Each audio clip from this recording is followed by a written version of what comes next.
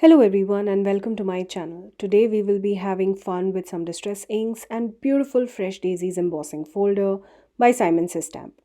This is a very easy and fun card making technique which can be easily mass produced for a number of occasions.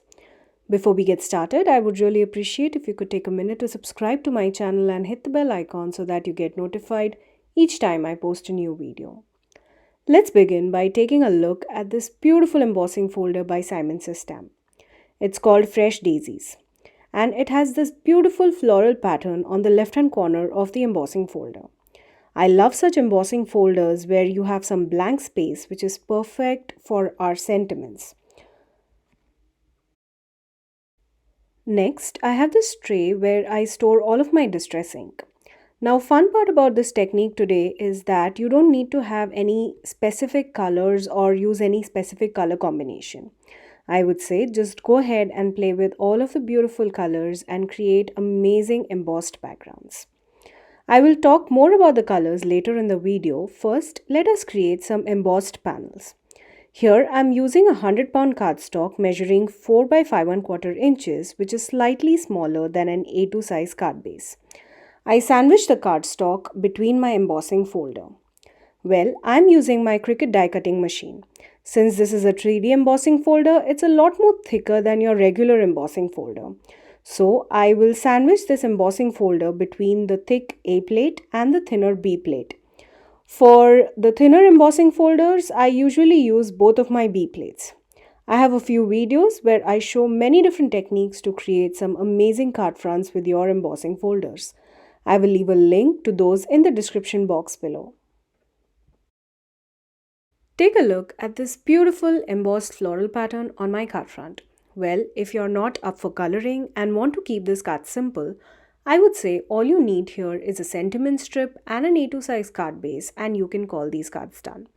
But well, we will be inking up our panels today. I have these mini distress ink pads.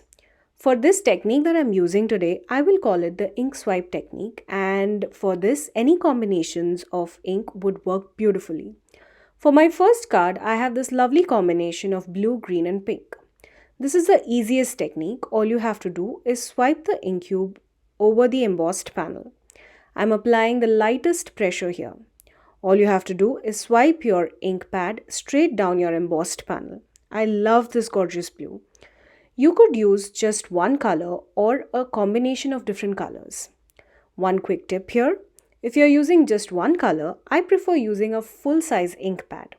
But if you're using more than one color, I prefer using the mini ink cubes. That gives me more space to swipe colors on the small embossed panel.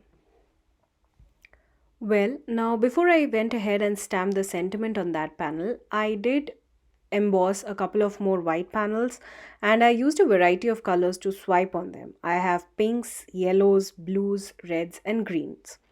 Well, here are the three panels. I love how these look. Now we can add our sentiment. We could turn this into birthday cards, thank you cards, or perfect even for your sympathy cards. Today we will be creating some birthday cards. I have this tiny happy birthday sentiment from the Sunflower Field stamp set by Simon Stamp, which was part of my October 2022 card kit, along with that gorgeous embossing folder. Well, I am using the grid transparency to align my sentiment on the embossed panel. I stamped the sentiment using VersaFine Onyx Black ink. Well, you could also add a sentiment strip instead of stamping the sentiment directly onto the embossed panel.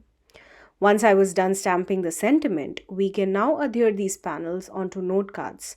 Now, instead of going for a regular white panel, I decided to use up all of my colored cardstock.